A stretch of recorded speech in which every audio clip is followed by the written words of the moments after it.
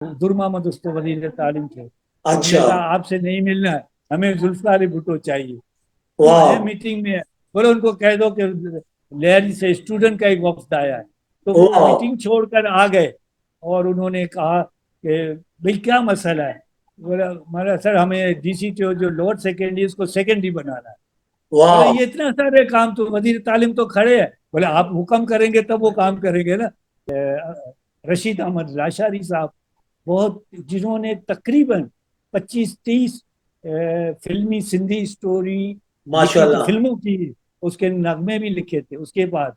और फिर जब वाह। मैं बीए में पहुंचा हाजी अब्दुल हारून में, तो फैज अहमद फैज मशहूर शायर, वो हमारे उस्ताद थे। वो थोड़ा उर्दू अच्छा। की क्लास में ले गए। माशाल्लाह। फैज का जो चाटा था ना, वो मुझे इतना जोर से मार लगा था कि मैंने उस दिन से ये ऐद कर लिया था कि मैं पढ़ूंगा। और मैंने पढ़कर बीकॉम भी कर लिया और उस बैंक में लगा हुआ हूँ। मेरा लकी नंबर भी 3 है।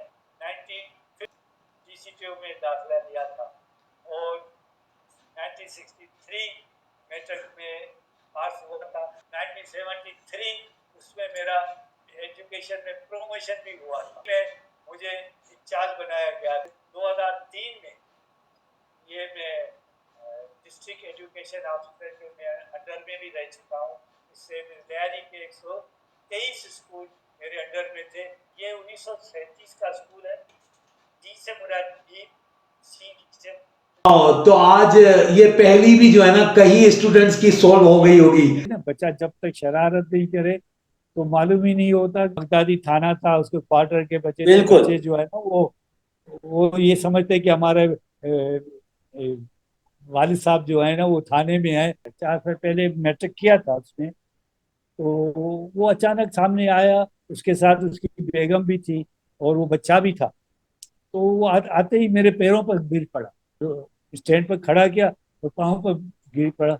मैंने कहा यार खैरियत, भाई कौन हो तुम। बोले आपने नहीं पहचाना। कदावर और स्ट्रांग थे, साफ सुथरे थे। और उनका रोब इतना था कि आज भी मुझे उसका चेहरा याद है। उसका नाम पीर मोहम्मद था। पहली हाँ। जमात पीर मोहम्मद। माशाल्लाह, मुझे पहली दूसरी जमात जमात के में टीचर का नाम याद है तो बड़ी बात है। यार टीचर थे। वो मेरी शादी जब हुई थी 73 में, तो वो मेमन बोर्ड से आया था शिरकत करने के लिए। सिंधी की एक किताब लिख रहा है जिसका अनकरीब मेरा इफ्तिताह होने वाला है। 5 हवा। वो कहते हैं ना कि अंग्रेजी के पीछे भाग भाग कर हम अपनी मादरी जबान भी भूल थोड़ा सा बोलेंगे मम, बेटा नहीं, no, you don't do it. गए। तो हमें ऐसा फील होता है कि हम इस लेवल में जा रहे हैं, लेकिन ये हमारी कोताहियां हैं। किताब जो आप कह रहे हैं वो 1985 की है। इंग्लिश वर्कबुक 9th का, इंग्लिश जी। वर्कबुक 10th का। क्योंकि मेरी पूरी फैमिली जो थी वो एजुकेशन से वाबस्ता थी। गवर्नमेंट से मुझे तो ऑफर आई थी गवर्नमेंट से की। लेकिन उस वक्त मेरी उम्र 18 साल नहीं थी। फौरन घर पर लेटर आ गया कि आप आ जाएं और आपको कहाँ अपॉइंटमेंट कौन सी करें। स्कूल में मैं अपॉइंटमेंट चाहिए? 69 में डीसीटीओ में आ गया। तैयारी के लिए जो आपकी इतनी सरगर्मियां, इतनी आपकी काविशें, मेरे ख्याल में कई लोग आज सुनकर बड़े हैरान भी हुए होंगे। कई लोगों को इन चीजों का, हमारे जैसे स्टूडेंट्स को इन चीजों का पता भी नहीं था। और यही होती है इंसान के नॉलेज। और और माशाल्लाह ये आज आपको ये मिला है ना सर। ये आज ये क्योंकि आप इसके लिए डिजर्व करते हैं।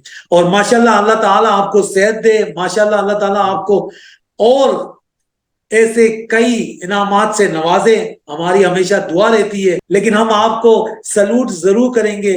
कहते हैं कि या तो सलाम, या तो हमारे कल्चर की एक हिसाब है कि पाँव को हाथ लगाना यानी आपकी इज्जत। के हमारे एरिया में लेयारी में दोबारा पेरेंट्स को किस तरह कन्विंस किया जाए कि वो गवर्नमेंट के स्कूलों में अपने बच्चों को एडमिशन करवाएं, और क्या वजह है कि वो नहीं करवाते? मैंने ट्रेंगल का है, टीचर, स्टूडेंट एंड पेरेंट्स। हमने तो अपनी एनर्जी पूरी गवर्नमेंट को दे दी, बच्चों बिल्कुल। को दे दी। और मुझे बिल्कुल। खुशी होती है कब के कनाडा से कभी फोन आ जाता है, कभी ऑस्ट्रेलिया से कोई बच्चा आ जाता है, कभी अमेरिका से आ जाता है और कभी जर्मनी से। आप जैसे मुखातिब बिल्कुल। करते हैं, सलाम